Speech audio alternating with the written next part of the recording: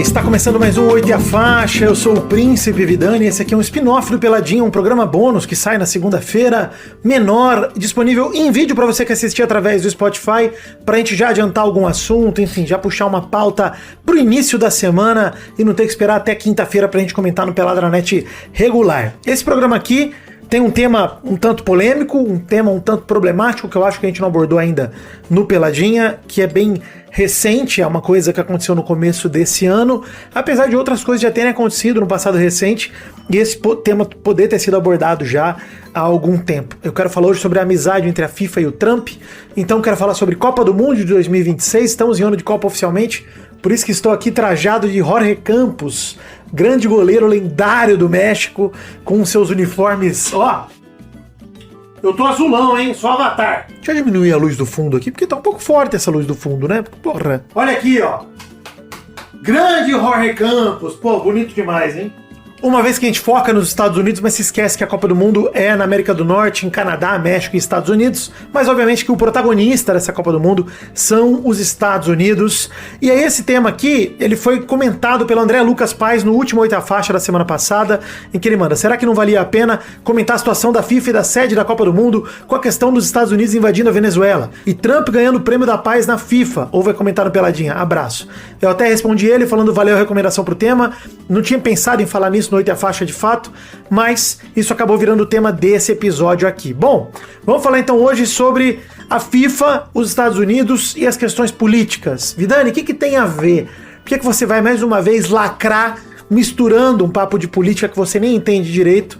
E eu confesso que não entendo, obviamente não sou especialista, cientista político, sou apenas alguém que se importa, né, e que tenho minhas convicções, meus posicionamentos políticos bem declarados na internet por aí, vocês que me acompanham sabem disso, mas o fato é que a FIFA é uma associação que se diz também, assim como eu, interessado em alguém que se importa. Se vocês não se esquecerem, 28 de fevereiro de 2022, tem a matéria do Martim Fernandes no GE dizendo que a FIFA proibiu a Rússia de disputar as eliminatórias e a Copa do Mundo. Então, foi antecipado pelo GE. Dessa forma, o país que tinha entrado em guerra com a Ucrânia estava proibido de disputar sequer as eliminatórias da Europa para a Copa do Mundo do Catar, consequentemente do próprio Mundial. A decisão, que foi tomada em conjunto com a UEFA, envolvia todas as seleções russas, incluindo as de base, masculinas e femininas, além dos clubes do país.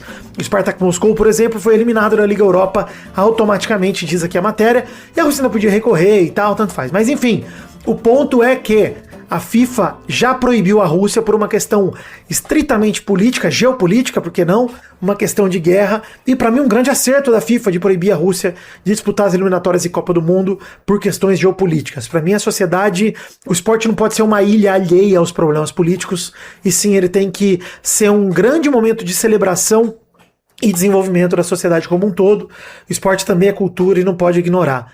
Dito isso, essa semana, Donald Trump, na verdade, semana passada, os Estados Unidos, na verdade, no começo do ano, acho que foi dia 3 de janeiro, né? A Venezuela foi invadida pelos Estados Unidos e Maduro foi raptado. Eu até quero recomendar um episódio do Calma Urgente da semana passada.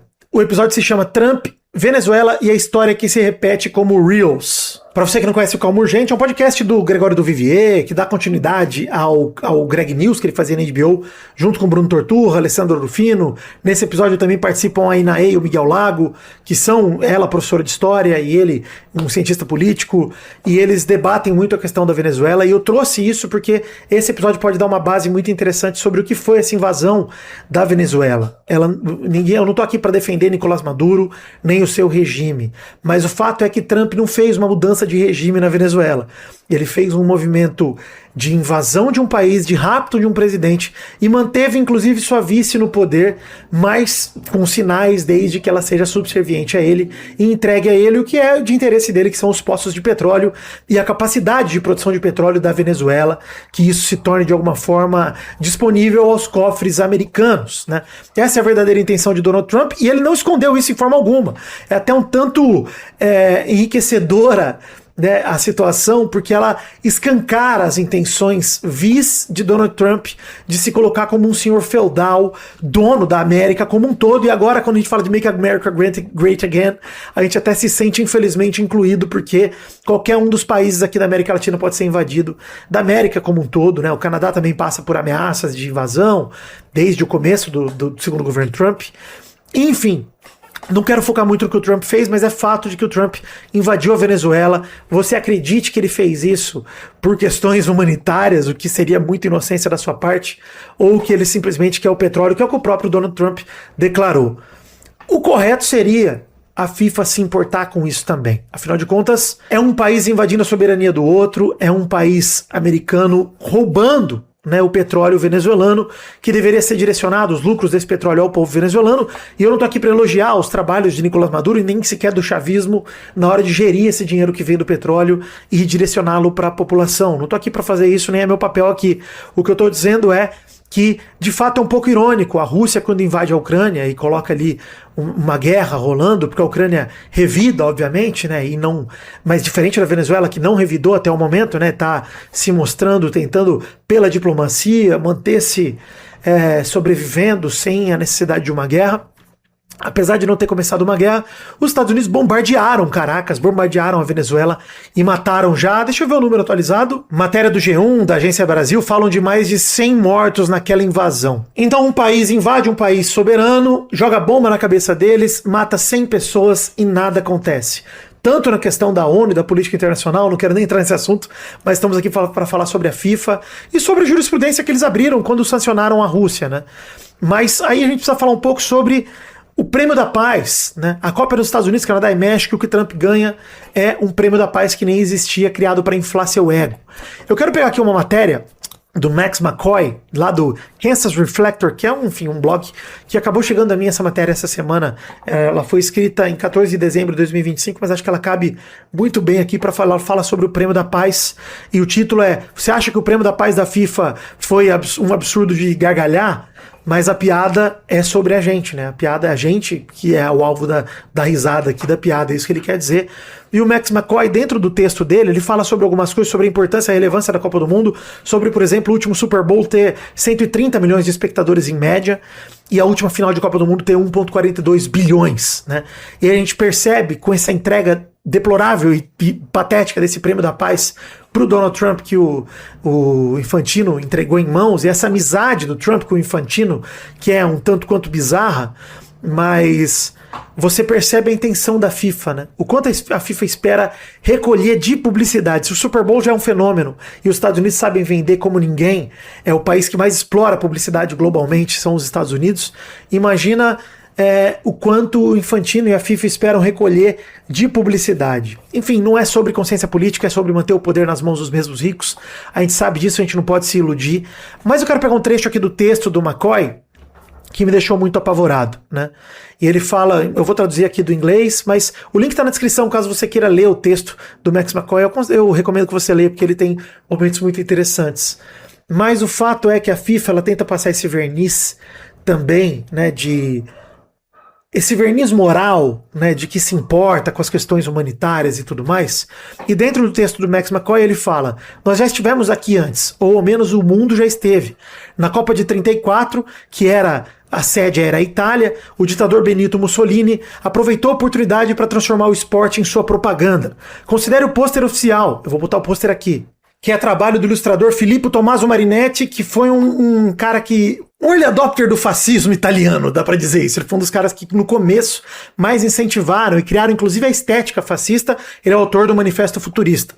Aí ele diz aqui que foi um presságio de um novo movimento que iria glorificar guerras, desprezar mulheres e endeusar a tecnologia, louvar a tecnologia, destruição e velocidade. Seu pôster da Copa do Mundo é ousado e perturbador. Uma figura masculina dinâmica vestindo a camisa da seleção italiana, pronta para chutar com toda a força uma bola marrom, com um faces encaixado em um dos cantos. Mussolini não era um grande fã de futebol, mas reconhecia o poder do esporte tanto para projetar uma imagem de força quanto para unir o país, escreveu Jonathan Wilson em seu livro de 2025, O Poder e a Glória, a História da Copa do Mundo.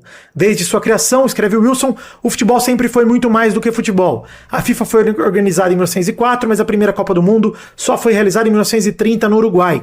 Em 34, o torneio ainda era novo o suficiente para que grande parte do mundo do futebol, incluindo a Inglaterra, simplesmente decidisse ficar de fora dos jogos. Mas para Mussolini, a Copa do Mundo era uma forma de projetar a força fascista. Ele se colocou no centro dos jogos, pagando famosamente seus próprios ingressos e assistindo das arquibancadas enquanto a Itália dava uma goleada nos Estados Unidos. Basicamente, esse texto coloca o Mussolini, obviamente eu não estou querendo comparar o Trump com o Mussolini aqui, mas eu entendo como uma figura política pode usar a sua influência para colocar a Copa do Mundo como a grande vitrine do seu poder. E eu entendo que é exatamente isso que Trump tem feito nesse momento, nessa amizade, nessa interação toda com o Gianni Infantino. E é por isso que eu acredito muito pouco que a gente vá ver alguma consequência real ou qualquer tipo de sanção para os Estados Unidos em relação à Copa do Mundo. Eu duvido e descarto, na verdade, que isso vai acontecer e lamento muito. E acho que isso escancara, se tem um lado bom disso, é que escancara a hipocrisia da FIFA e escancara os interesses da FIFA também e também dos Estados Unidos.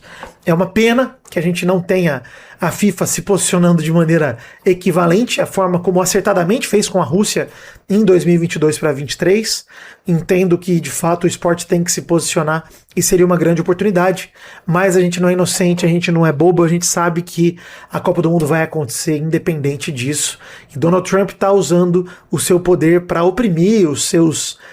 que eu não vou chamar de irmãos, porque ele nada se identifica com a América Latina, mas os seus vizinhos, né? Ele tá entrando no quintal dos seus vizinhos sem pedir nenhuma permissão e sem nenhum, né? Diferente da política do Big Stick, em que a galera falava manso, mas batia forte, ele tá falando grosso e batendo forte e ligando foda-se e não escondendo para nenhuma outra potência mundial as suas verdadeiras intenções. Eu lamento muito que a gente vá ter uma Copa do Mundo no mesmo ano em que coisas estão acontecendo dessa natureza aqui na América, né? Obviamente que é sempre triste.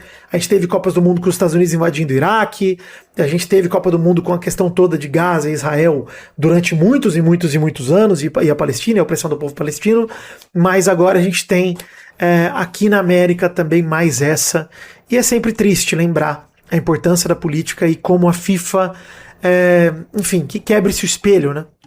Que quebre esse espelho, que a gente possa ver nu e cru a imagem da FIFA como essa entidade que só está preocupada com uma coisa, que é botar dinheiro no bolso. Enfim, quero saber o que você acha, eu lamento muito toda essa situação e acho, obviamente, desprezível as atitudes de Donald Trump, não só pela questão do futebol, para mim o futebol é o que menos importa, afinal de contas, já dizia Arrigo Sacchi, né, a coisa que mais importa das coisas que não importam é o futebol.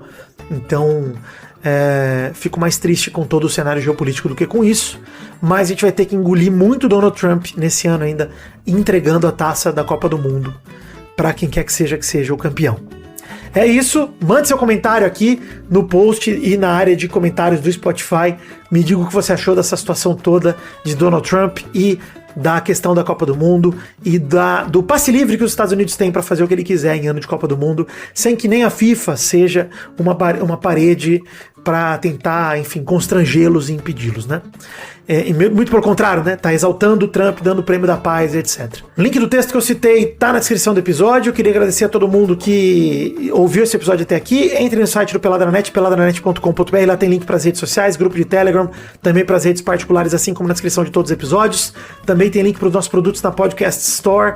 Acesse Originais do Fute também, nossa querida parceira que trabalha com produtos originais, tanto novos quanto usados, material de época desde anos 90, 2000 até os dias atuais, mais de 3.000 peças diferentes no catálogo. Algumas camisas existem apenas uma última unidade, então literalmente quem comprar primeiro leva. Loja física em São Paulo, Rua Desembargador do Vale 1060, ali em Perdizes. Site todo até 6 vezes, sem juros. Sigam o perfil deles no Instagram, @originais do Fute_. Tem novidades diárias, sempre tudo aparece lá primeiro. Tem grupo VIP no Instagram, se você seguir, clica no link na bio deles.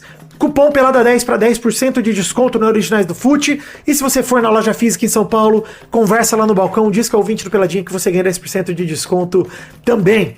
Financiamento coletivo, link no post tanto para o Apoia-se e para o Patreon, além da nossa chave Pix, podcast@peladranet.com.br. Lembrando que o ouvinte Cris tem gravado com a gente direto, vem gravar com a gente lá a partir da cota de R$300, beleza? Comente no episódio, me diga o que você tá achando, quero saber a tua opinião também sobre essa polêmica grande. Eu não quis aqui ser prepotente, nem falar de coisas que eu desconheço, e sim fazer uma breve análise passado o que aconteceu com a Rússia na última Copa, e a gente não vai ver acontecer com os Estados Unidos nessa próxima Copa também. Não que faça diferença, porque a seleção deles é uma merda e eles vão mamar quente, como em toda a Copa do Mundo eles costumam fazer. Beijo pra todo mundo, tamo junto. E obviamente que eu tô brincando aqui, faria diferença por questão geopolítica e não por questão esportiva. Como eu já disse, o esporte é o que menos importa aqui. Valeu, beijo, um queijo, fiquem com Deus e até a próxima quinta-feira para mais um episódio do Peladranet. Alegria, Vasco da Gama.